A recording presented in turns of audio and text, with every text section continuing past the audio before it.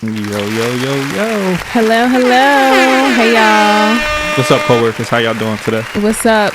Welcome back to another episode of the We Outside Afterwork podcast. I am Dana. I'm Aaron. And today, on this week, we're just going to do a little check-in and just ask each other what we've been up to and how our week was. So you guys know at this point, that is just something that we do. So Aaron, how was your week and how has it been? My week was pretty chill. Okay. Like, it was just going through the motions. Christmas is coming. So it's like we really had to like ratchet down doing what we had to do at work. But, you know, I'm not here to talk about work. Have you started Christmas shopping? Hell no. No? Nah. I have. I went to Target the other day and they had the matching PJs. Pajamas? Yeah. Oh, you got somebody that matched it with you?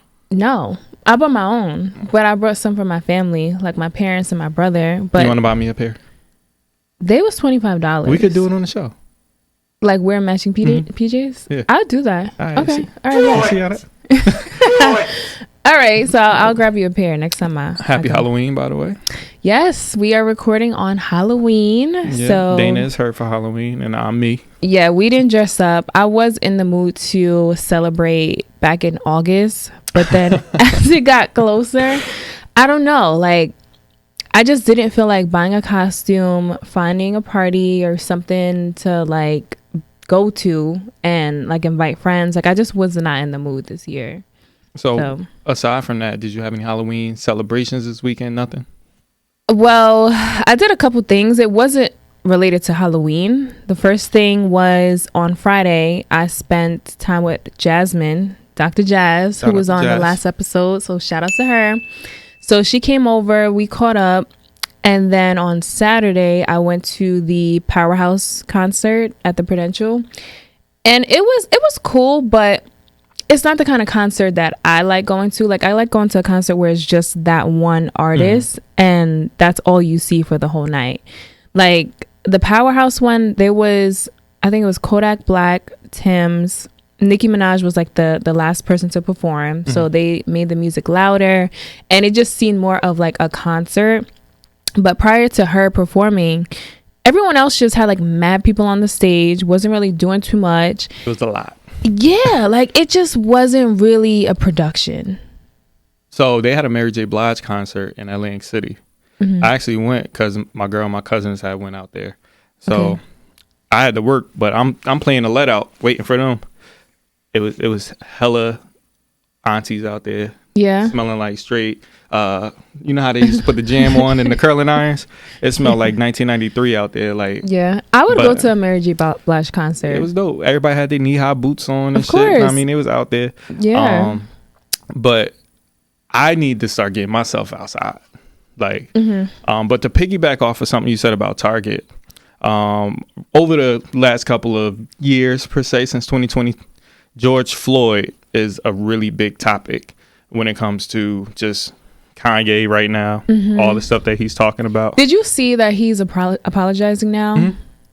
It's like, why are you apologizing? Like, you knew what this was gonna bring. I don't know if he knew per se, because a lot of times when we hear information and we view it as fact, we take it and run with it, right? We all can get somebody that tells us some groundbreaking information. Like, I'm listening to the book that Kyrie Irving had put out, that Hebrews and Negroes book. I listened to it the whole ride here. It's like, yeah, that was a book. I thought it was a movie. Yeah, it was the book. Okay. And I listened to the audio book, but it sounds super accurate. Like, who am I to dispute these things when he's using like references? So just give us some context. What was that about? Because I did come across a video where he was, because I don't watch sports, but he was on the panel being interviewed, and people were asking him like, why was he promoting anti-Semitic stuff? But his reasoning was, it wasn't necessarily promoting, it was just something that he came across and he wanted to post. So what was the backstory for that? The backstory is the book is on Amazon. So Kyrie had took like a share or a screenshot, just posted it to his Twitter, let people know that that's what he was consuming. The problem with it is it's discussing Hebrews being black, essentially the black Israelites and different things like that. Okay. Things that have historically shown to have some roots in anti-Semitism. Now, you can argue Semitism might have roots in anti-black. So it's like a real like weird dichotomy of racism, xenophobia, and all that kind of shit. So it's all a matter of perspective. So my question is, why is it seen as anti-Semitic? Was it because the book is called Hebrews to Negroes? No, it's because you're essentially denouncing that the Jewish people that we see them as today aren't the real Jews, and that they kind of took control and used financial backing and manipulated not just history, but culture. They funded the slave trade. It's a lot. Okay. Like the audiobook itself is 36 hours. Yeah, I definitely wanted to check it out just because it was such a big uproar about it. So I'm like, well, what is like, has anyone read this book? That's why I did the same thing. I'm like, let me look into it, because I don't want to be that prisoner in a moment and trip on something and I don't even know. Like a little clip that was just taken out of proportion. And it's like, well, what was this exactly about? But then that goes into our first topic, which is diversity and inclusion and what that means. So recently, my job, they did have it was a day of diversity inclusion. So all departments, we went into our town hall area of the building, where it's just like a big cafeteria with seats, and they had presentations on what that means for my job and like the organization.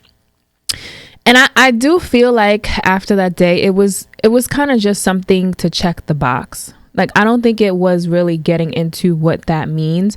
Like, it was just more so of them saying how they respect different cultures, different religions. And I think diversity inclusion is more than just that. How many black women is at your job? From what I've seen, not that many. What can these companies do different when it comes to this? Because it's easy to say like, oh, we want to be fair, we want to have diversity and inclusion. What have you seen in your corporate space that shows either they're given an effort to actually do it the right way, or even know what the right way is? So one thing I can give them is they do have a woman empowerment organization. And I don't know what that entails, because I just started at my job a few months ago. So I haven't really gotten a chance to dive into like different things that they do internally with organizations and stuff. So I don't know. But I know that is something that different women in different departments come together to maybe talk about their experiences and what they can do within the company to make, I guess, women feel more welcomed and more equal to men. I'm assuming that's the purpose of it, but I don't necessarily know the ins and outs. Like, what about your job? Well, you work at... I work at TJ Maxx now, but prior to that, I worked at Target. Yeah, he was at Target. And George Floyd obviously happened in Minnesota, and then the Target getting ransacked and all that kind of stuff. It caused their CEO to really trip. Like, I believe he kind of overreacted in a bit, because now it's like, oh, I have this big politically incorrect visual of this cop killing this black man. So what I'm going to do is I'm going to do everything I can to fix the public relations. And we had these different things where it's like, we're going to do programs where you're going to tell us where you're coming from, and we're going to tell you where we're coming from, and we're going to get so together. And then they start doing these things where they're looking to promote people. And instead of promoting people off of merit, it's like, are you black? Are you gay? Are you a woman? Yeah, I was going to say, I had this conversation about what diversity and inclusion means when it comes to companies. And one thing that someone did say was they need to have people who are from a minority group be a part of the planning. Like, that goes back to, I think it was last year when companies first started to acknowledge Juneteenth. Like, Juneteenth has been around for like the 1800s, right? Like, and probably before that, but it hasn't really been celebrated in the sense of like Independence Day. Like, it just has never been the case. It was reactionary. Right. But I don't know if it was Walmart or one of those companies. They ended up like putting out all these napkins and stuff that was like kente cloth and like African-esque stuff. But it's like, are they genuinely putting this out because they want to include Juneteenth as a national holiday, or was it just for like capitalism and for them to just make some money from it? And I think that's the biggest problem, is it's all based on capitalism. It is. That's our country. That's the country that we live in. The black struggle, hell, the Jewish struggle, the gay struggle. Like, yes, a lot of people come to the store for Pride Month to buy rainbow shit. What are you doing? Where are the proceeds going? Are you just like, that's what I need to know. And don't do it on some, oh, that's some internal information. No, make it public. Like Target did have some things where they had black designers from, I believe, Hampton or Howard. They created their shirts, right? The Black History Month shirts. Okay. Proceeds go to the funding of textile industries and whatnot.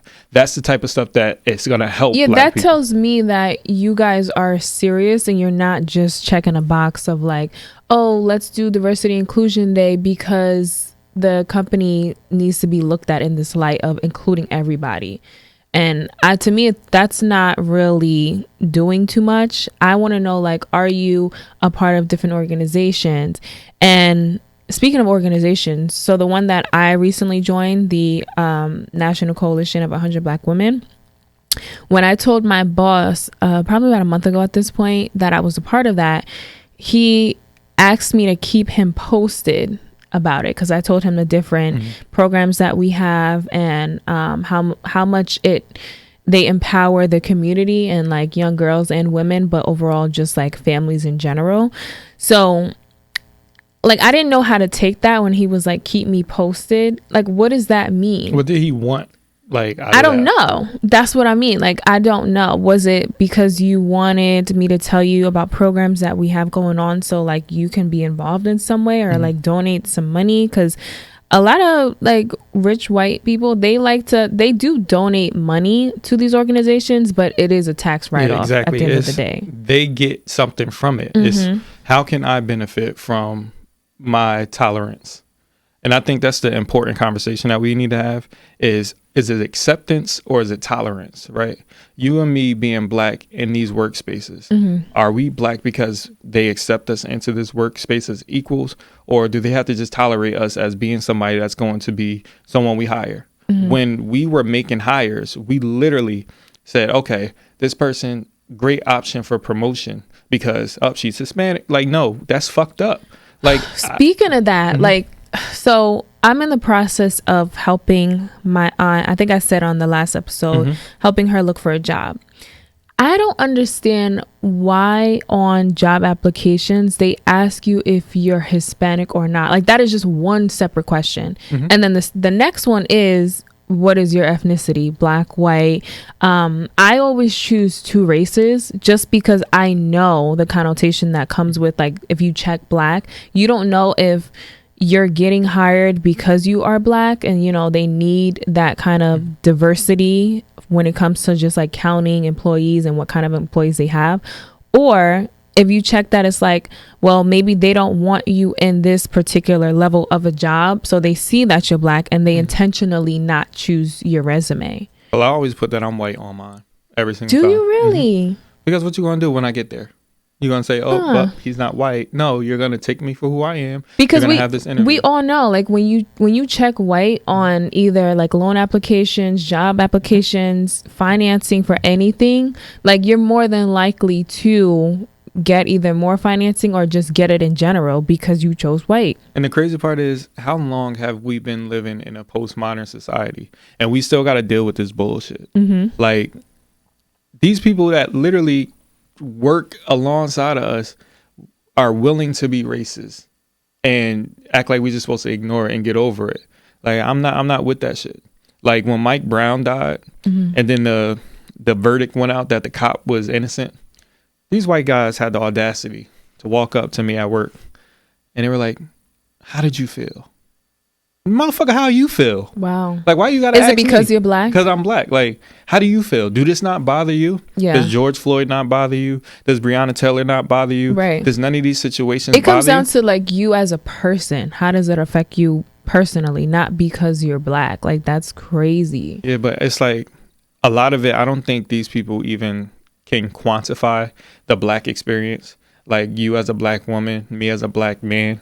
Hell, me as a black boy, I had cops draw 14 guns on me. Mm-hmm. I was just walking to the supermarket and walking there. They said, "Oh, young black man with a black jacket and blue jeans, you must have been guilty of robbing this gas station that you're currently at." Mm-hmm.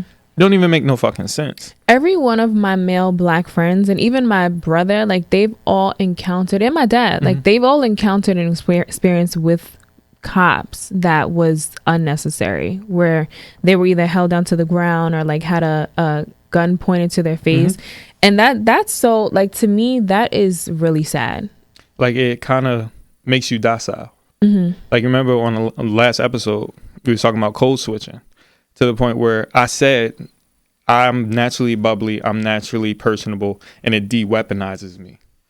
Literally, for situations like this, my natural instincts as a human, as a black man, is to be positive, be bubbly, because this is what I experienced. Yeah, exactly. I was going to say, it probably made you that way subconsciously because you feel like if I'm bubbly and inviting, that disarms me so that people don't feel like, you know, like, oh, Aaron is a threat just from the way he looks. You being on the couch, you just uncovered some trauma for me.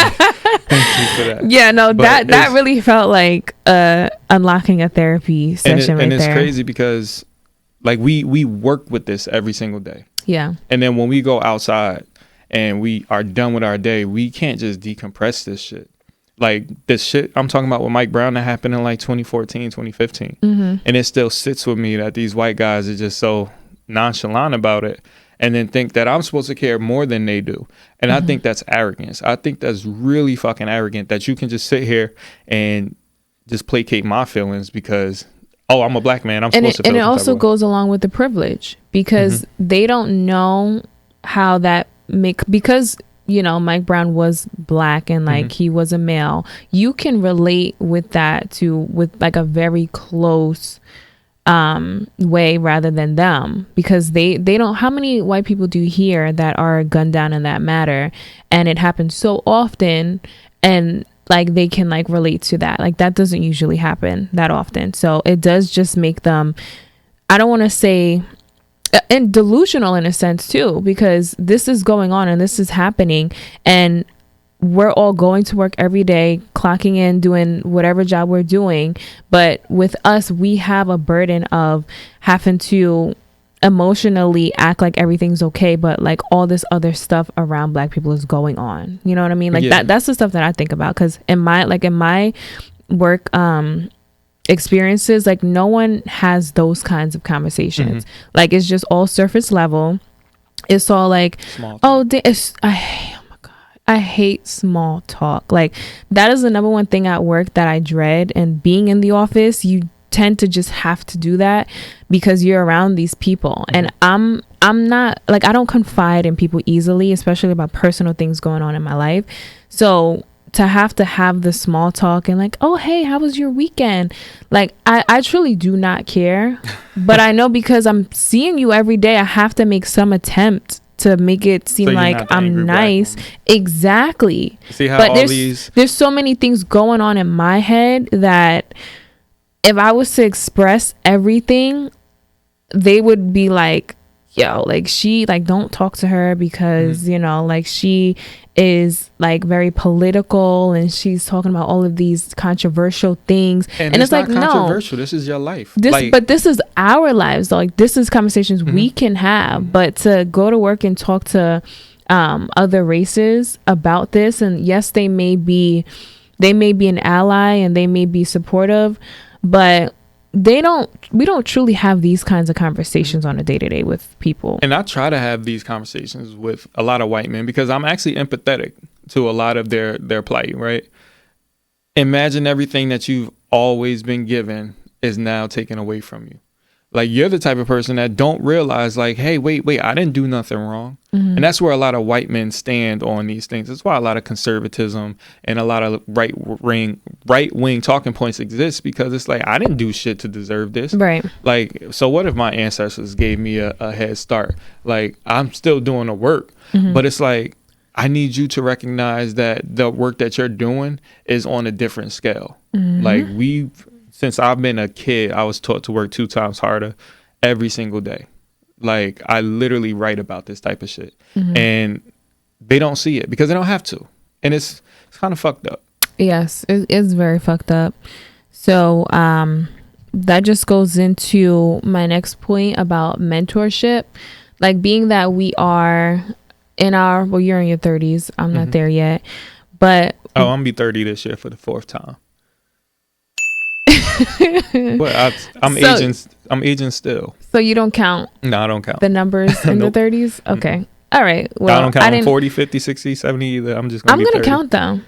Are birthdays important to you? Like, they're very important. Okay, me too. I truly think it is important to celebrate the day that you were born. Oh, I'm gonna celebrate. I'm just not gonna count it. I'm not saying that you're not gonna like celebrate, but I'm just saying, like, some people, they truly just don't do shit for their birthday, and I'm like, why not? Like, go out to eat. It is, but the day you were born, like the day that you were birthed from your mother, and like you were put on this earth and giving the opportunity to be here and live a somewhat healthy life and like be able to support yourself however that looks, like you should be thankful and grateful and celebrate it every day, but like especially the day you're born. Absolutely. So that's how I feel. Yeah, to go back to my question. Mentorship. Yeah, mentorship. So for you, like from the experiences that you've had with just dealing with racial profiling and like the cops and stuff like that, like, are you a mentor? Because you do have a younger son, Jaden, who's about 11. Okay, so is he more so the person that you, in a sense, are the father, but like mentoring in a way and like shaping him and giving him the tools needed to deal with these type of things? Or do you also do additional mentoring where you either do it through an organization or like school? Or yeah, I don't do anything through schools or anything. I do things through just life. Like if I experience somebody doing an interview or something with them at work, like I met this one guy and he was just so dope, very like me, personality through the roof, very driven, and he wanted to be a regular associate at TJ Maxx. And I said, I'll hire you if you want me to, but I think you got a little bit more to offer. So this is what I'm going to do for you. I'm not going to hire you.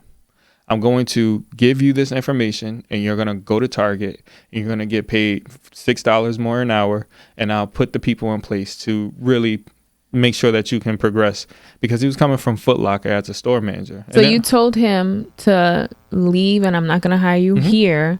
So, but you're going to go to Target and get like a better paying job and be paid more. Because that's me looking out for him. That's me recognizing like it's so much more that I can offer you in this moment than this. I don't want to minimize the job that people do, but you can get more than that and utilize me as a resource. So you saw his worth and his potential just from like that conversation. Yeah, he was like, seen you're way more Target than this. Too. Way beyond Target, but you know, we can only garner what they're going to give us. So if you're going to go in for that type of money, this is where you should get it from. Have you recently checked in with him? Yeah, we talk about once every month. Okay. So how did things go once he left? It went really well. He got the job. I had some correspondence. Target. Yeah, I had some correspondence with some of my peers that I used to work with, and they were like, bring more people. And that's what I want to do. And people that I work with, especially like the kids, the high schoolers, the early college kids, I'm there as a resource. Use me as a letter of recommendation, something. Like I want you to have a leg up. I don't care if you're white, black, Hispanic. One of my favorite associates that I ever had, she's a little Indian girl, but she was so smart and she really wanted to go to Georgetown for law school, but she didn't get in. She had ended up going to Delaware. So I'm like, look, just keep trying, just keep striving. When it's time for you to actually go to law school, you have my LinkedIn. You reach out to me. I will write you a 10-page letter if I have to. But I think that's what people need in life. They need people that's going to be there to support them. That's going to advocate for them. Absolutely. Yeah. No, I definitely agree. I just think, though, how do you find people to advocate for you? For me? Because, no, just like in general, like what would you recommend for, let's say, a young person that wants to get into a certain industry? Like, how do they find those connections? Because, like, from what I would say is be in those circles. So go to events that are, I guess, around the industry that you wanna be in, and just network. Goes back to the episode I did with Jabbar, the power of networking and talking. Like, you don't have to be super bubbly or like not yourself, but just being in that space. Like, you're gonna at some point like run into someone to have a quick conversation, exchange social medias or whatever the case, but just putting yourself out there, to me, I think is step one. And I always recommend interviewing, right? Interview with somebody, because you never know what you'll get out of it. The reason that I gave that guy that guidance, that... So you mean go for a job and try to interview Go for it? jobs, even if you're not qualified for it.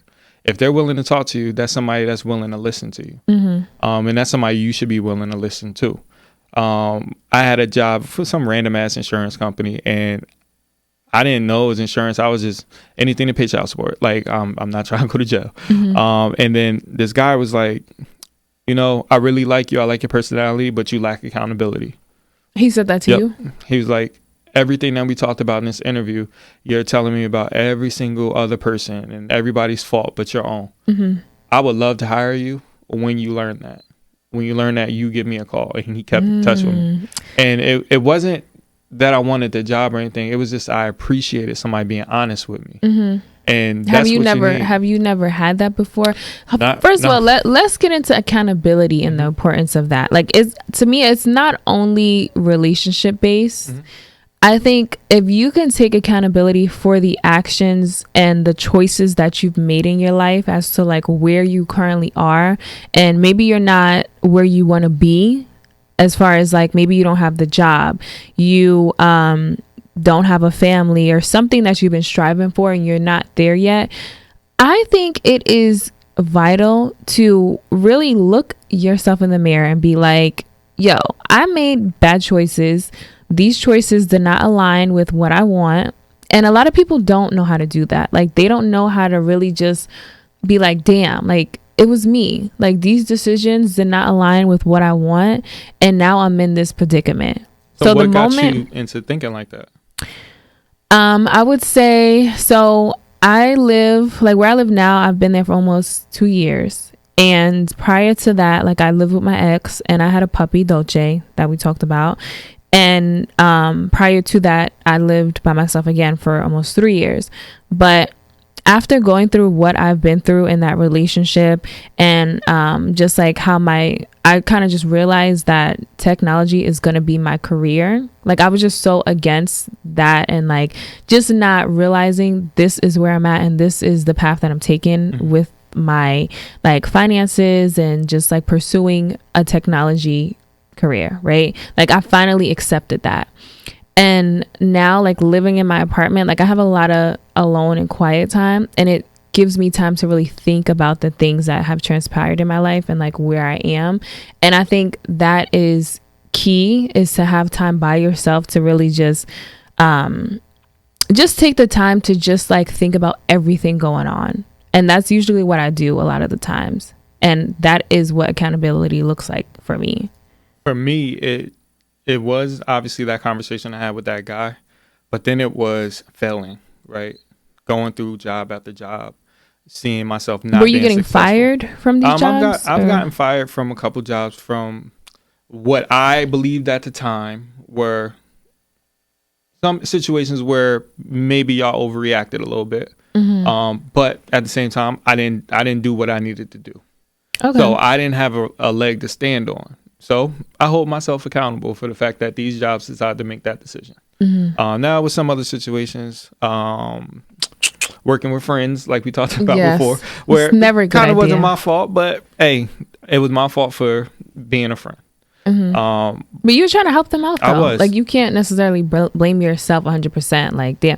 But again, accountability. Not taking the whole 100%, but I take my portion. So what I learned when I was working at Target is I'm going to give you everything that you want out of me in terms of your plan, and I'm not going to deviate. Okay. Right. So if your plan is not working, I'm going to hold my team accountable to that plan not working. But I need y'all to recognize that that's what we were doing. So I had peers that would just try to come to me before shit failed. And they were like, you got to change it. You got to change it. You got to change it. Now I'm a very hard-headed person. Now you're not just going to change my mind because you tell me to change it. I'm the exact same way. Yeah, I don't care if it's 30 of y'all that tells me that I need to do something different. Y'all didn't even give this a chance. Let it fester. Let it wait.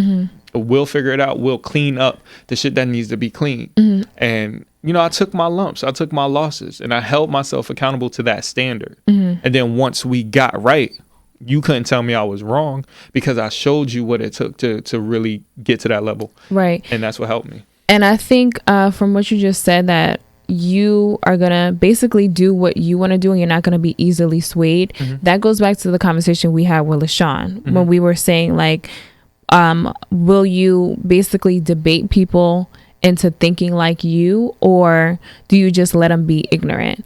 And for me, it's not that I let people be ignorant. Like, I will explain my point of view and why I feel like a certain thing is, I want to say the right way, but it's just the way that I think. You can't force people to think like you or do what you want to do. Mind. Exactly. Like, it takes their own experiences and their own decisions, and maybe it's the bad decision or it's not the one you would have taken, but at the end of the day, like, a lot of people will learn shit the hard way or they're in their own fashion. So to me, it's not like, that's why I always say, like, I don't have the patience to really like break down shit and try to just tell people like, yo, like, this is a bad idea that you're doing. Like, it doesn't matter. Like, this is life. Like, we're all on our own journey and they're gonna figure it out, whether now or maybe 15, 20 years from now. Maybe you care about them and you don't want them to like waste their potential, and like they can, like the guy you was talking about, like, you didn't give him the job at TJ Maxx and you sent him to Target. What if he did get the job and he was there for X amount of time, but like eventually he will see his own potential, or maybe he doesn't. But at the end of the day, to me, I feel like you should give people that choice to just figure it out on their own. And I think that also correlates to cancel culture a little bit. Like, we allow people to truly formulate their own opinions, and whatever that opinion is, let them. Do you think cancel culture is real? I think it's. I don't think real is the word. I think it's bullshit. I think it's manufactured. It is, because the way, for example, Instagram, the way it's set up is people put out posts, pictures, reels, whatever, and then people comment on it. And then you can like a comment and you'll see comments that are liked with like 5K, 1,000K likes. And I think it's more so just people following the crowd. And then whoever has like the most likes or whatever, that's usually like, if you keep reading the comments, like that's usually the idea or response from everyone else.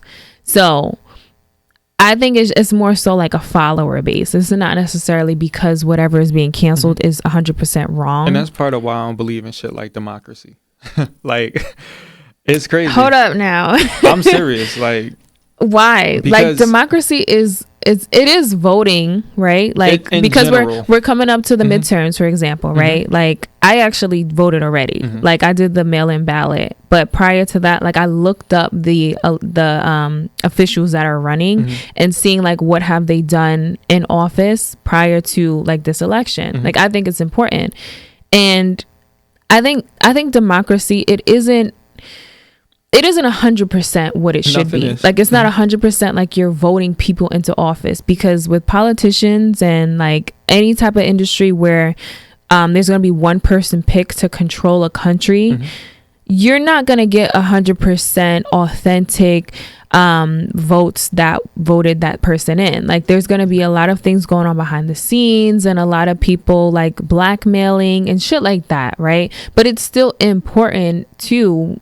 I think, to vote and cast your vote, because like prior to now, like back in the 1900s and even before that, like our ancestors, they did a lot of shit and went through hell for us to get here. Right. So like my grandma, she's a baby boomer, and she has a YouTube page. I may or may not link it. Link it. Let us see. Grandma. No, my grandma, she be wilding. Like, she literally is like yelling at the camera.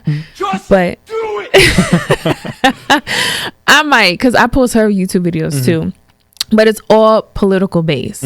And she's so passionate about what her generation did for our generation to be where we're at. So that's another reason why I feel like it is important to cast your vote. And like, if you don't even think it matters, then another thing that people always say is like, well, if it doesn't matter, why do they try so hard to stop the black vote? Suppress it, yeah.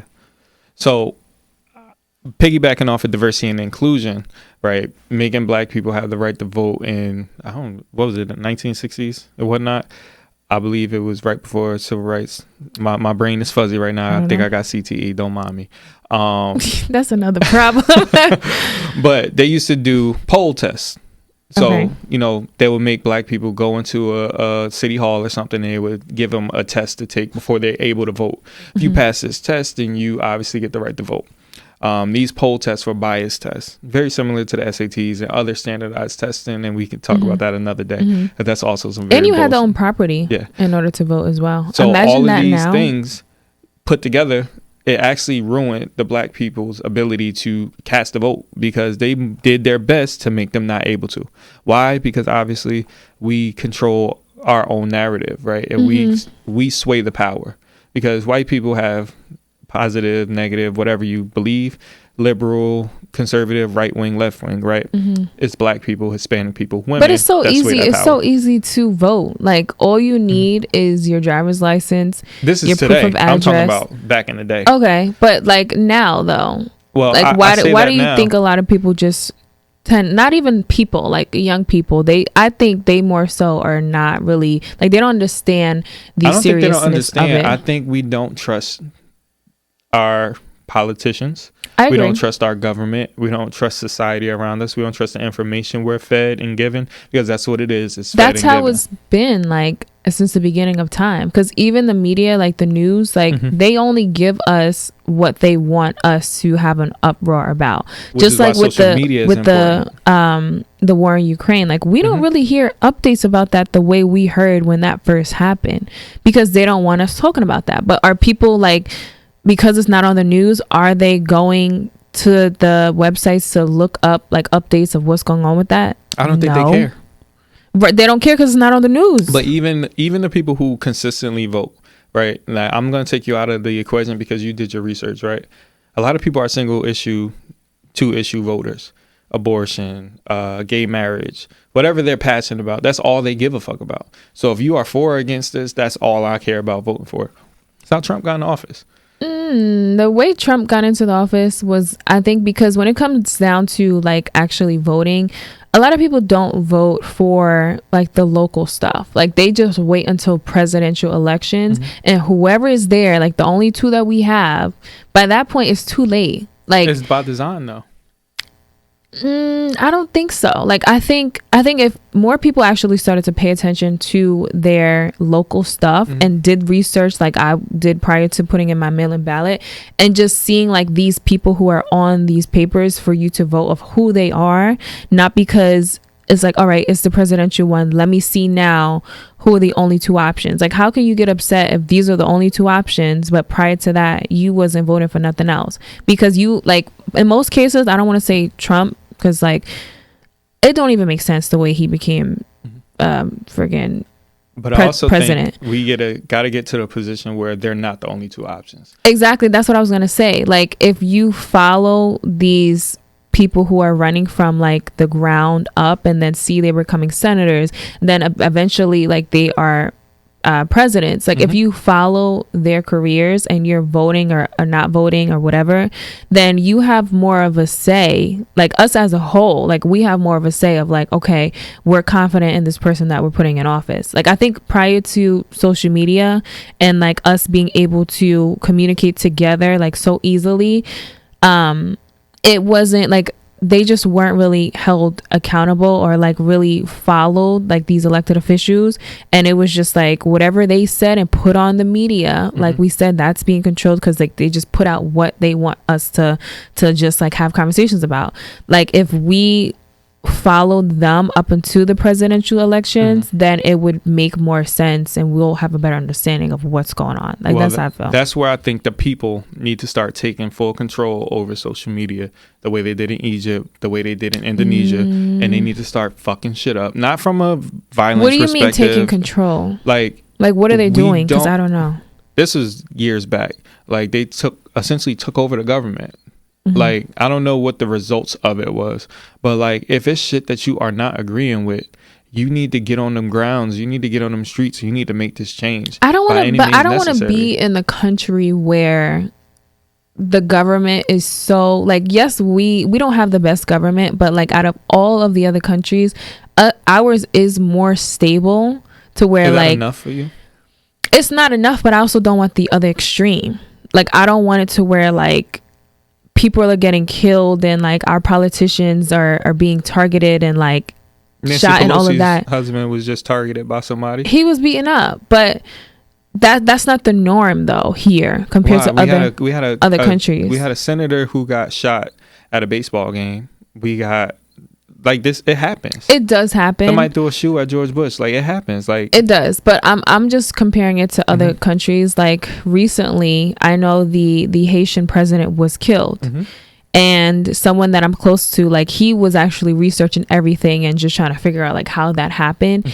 And that's been a country that's been so unstable for so long since they've gotten their independence. Based on France and their taxation. Exactly. But like not only that, like everything else gets affected, like the water system, the way our just like different things are run, like transportation and stuff like that, like everything gets affected. So here we have more of I think a streamlined system where like we could still take the train to work every day, or like you could still drive to work and not have to deal with like something being blocked or like inconveniencing your day to day because of politics or because of the government. I think the opposite. I think we need to inconvenience people.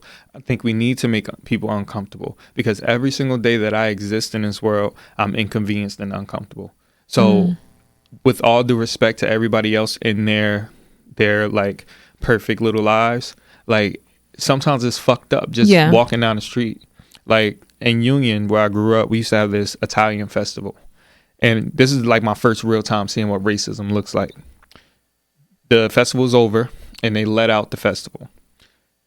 Crowds got a little crazy, so the cops started dispersing everybody. For whatever reason, all the white people were on the left side, all the black people were on the right side. Okay. The black people were literally in line, walking down the street, no problem. White folks in the middle of the street, raucous, crazy, acting wild as fuck. Where the cops' attention at? Like, they didn't give a fuck that we were being docile and peaceful. They don't care.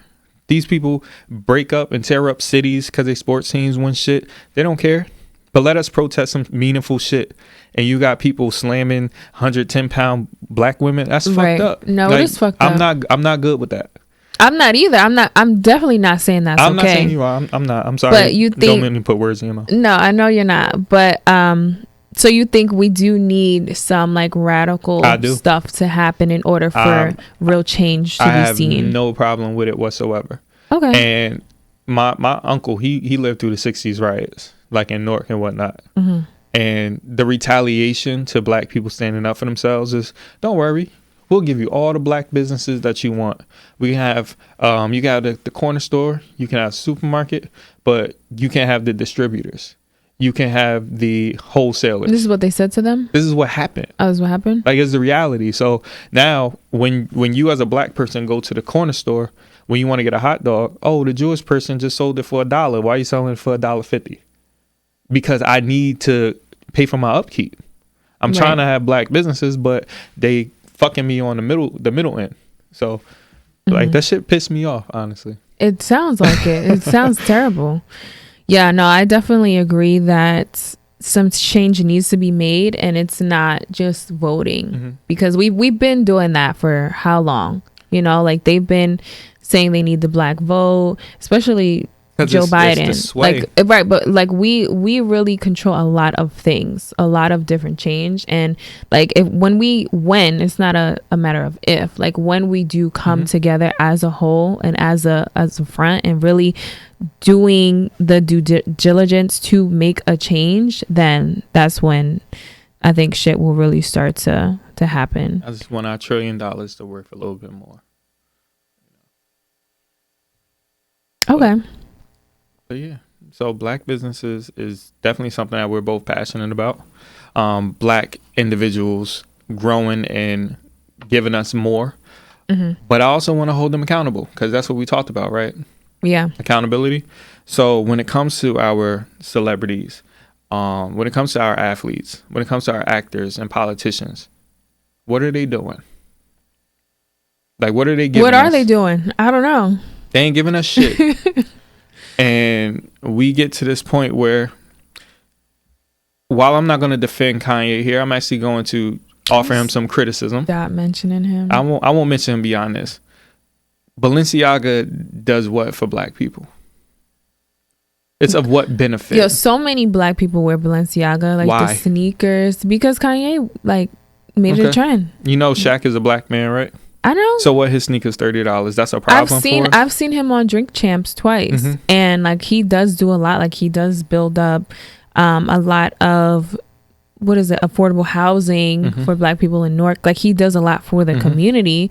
And I don't know anything about his sneakers, but why? Like I feel like he would be a better person to like be the forefront and actually be the person that like people are following than but I think because Kanye West is so controversial and always got something going on or some type of outburst, that's also why like he's always in the media as well. And what did we say before? Like the media will put out things that they know people are going to talk about, and that's him. And what we need to put out, because we control the media as a social media team with the algorithm, where Black Twitter it goes trending every goddamn day. When are we going to use Black Twitter to build a city? Speaking of Twitter, Elon Musk bought Twitter. Did you see that? And they saying nigga every 5 minutes. I heard that. I haven't been on Twitter though, like consecutively. I'm on Twitter every day. Yeah, it's a great place to be. I bet it is. I need to get on there and see like what's going on. But okay, I think we can wrap up the episode here. All right. Well, I got hot. You did. This was a very intense episode, and I didn't want it to be this serious, but we had to just get into the conversation. No, I'm messing with you. I love That's everybody. That's how you feel. No, I love everybody. I'm an equal opportunity co-worker. Yeah. Okay. All right, guys. Well, thank you for tuning in to this episode, and you can follow us on our Instagram page, We Outside Afterwork, and hit us up on the email woawpod@gmail.com to reach out. And we want more comments, we want more subscriptions, we want more likes, not because we want it, but because we want y'all to feel involved. So give us some love, and we'll love y'all back, because y'all are our co-workers, and we appreciate y'all. And we out.